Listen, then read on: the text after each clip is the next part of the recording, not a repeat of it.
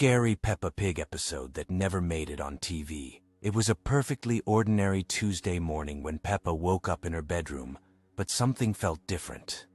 The sunlight streaming through her window seemed dimmer than usual, and the familiar sounds of her family moving around downstairs were strangely absent.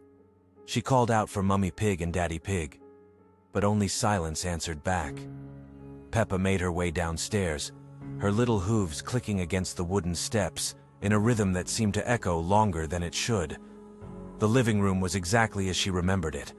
The purple sofa, the yellow walls, the television in the corner. But everything felt hollow, like a stage set waiting for actors who would never come. She found George in the garden, standing perfectly still by the muddy puddles they loved to jump in. But when Peppa approached him, she noticed something peculiar. George wasn't blinking. His eyes were fixed on something she couldn't see, and when she waved her hand in front of his face, he didn't react at all. The other children from playgroup began arriving one by one, but they all shared the same strange behavior. Susie Sheep stood motionless by the gate, Pedro Pony remained frozen near the swing set, and Candy Cat sat unnaturally still on the garden bench. They all had the same vacant stare, looking at something beyond Peppa's vision.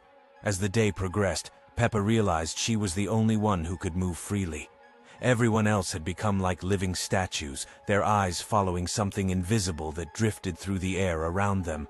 The silence was broken only by a soft humming sound that seemed to come from everywhere and nowhere at once. When evening came, the humming grew louder, and Peppa finally saw what everyone else had been watching. Shadows began to dance on the walls, taking shapes that didn't match anything in the room. The shadows moved independently, reaching out with long, thin fingers toward each frozen figure. One by one, her friends and family began to change. Their usual bright colors started to fade, becoming pale and translucent. George was the first to become completely see-through, like a ghost of his former self. Then Susie, then Pedro, until Peppa found herself surrounded by transparent versions of everyone she loved.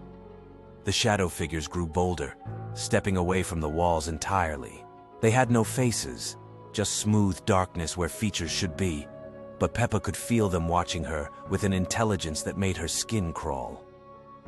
They moved with purpose, circling around her like they were deciding what to do next. Peppa tried to run, but found that her own movements were becoming slower and more difficult.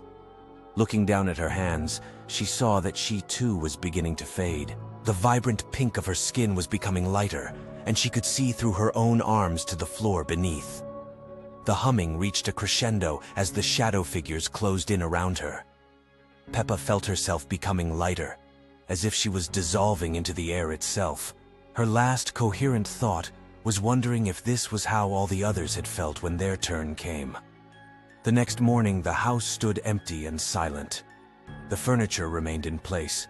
The toys were scattered exactly where they had been left, but there was no sign that anyone had ever lived there. Only the shadows on the walls seemed different, moving in ways that shadows shouldn't move, as if they contained something that had once been much more than darkness.